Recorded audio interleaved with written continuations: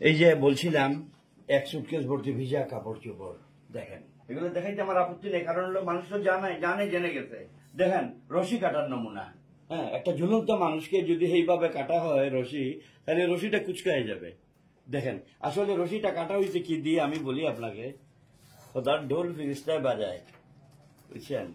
সামিরা বলছে সে নাকি বটিদা দিয়ে এই রশি কেটে সালমান শাহকে নামাইছে। গায়ে তেল মালিশ করা হইল কেন? সে শরীর নাকি গরম করার চেষ্টা করছে, চিন্তা করেন। কিন্তু এই রশিটা কাটা হইছে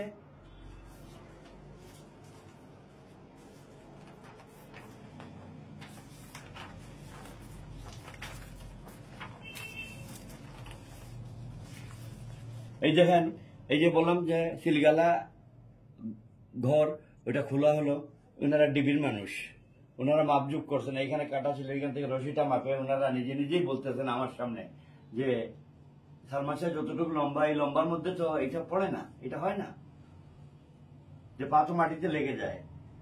দেখেন একদম স্পষ্ট, এটা প্লাস্টিকের ক্যাপ ফ্যানের উপরে একটা মানুষ ঝুললে এটা ফট করে ফেটে যাওয়ার কথা, এটা ইনট্যাক্ট, ফ্যানের পাখাটা ইনট্যাক্ট। এই যে দেখেন রশিটা কতটুকু লম্বা, আপনারা দেখেন। এই যে দেখেন সামিরার স্টেটমেন্ট হলো যে সে দড়ি কাটে নামাইছে বটিদা দিয়ে। আর আমি বলবো নাও, যেখানে লাশ তারা পাইছে বলছে ওই রুমে এটা পাওয়া গেছে অ্যান্টি কাটার দিয়ে কাটলে এরকম কাটা হয়, কুচকানো থাকে না। এবং লাশ কিন্তু ঝুলানো হয় নাই, ঝুলাইলে এটা পারতো, ঝুলন্ত অবস্থায় ছিল না, যে জন্য রশি কাটছে, এটা হয় নাই। যাক, সব ইনশাল্লাহ এভরিথিং উইল কাম আউট, বুঝছেন, এভরিথিং উইল কাম আউট, সব তার ফেভারে আসছে। এবং আমরা ডিবি, পুলিশ, সবার সামনে আমরা এগুলো উনারাই করছেন। সুটকেস ভর্তি ভিজা কাপড়, সুটকেসের মধ্যে ভিজা কাপড় থাকবে কেন? চেতনা নাশক ইঞ্জেকশন, এটার সাথে সিরিঞ্জে পাওয়া গেছে, তার বেডরুমে পাওয়া গেছে, বেডরুমের ড্রেসিং টেবিলের ড্রয়ারের ভিতরে। ওয়াই?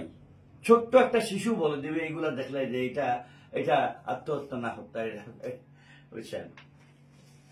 ছোটবেলা শুনতাম যে খুন করলে মানুষ কিছু আলামত রেখে যায়, বুঝছেন, খালি শুনতাম।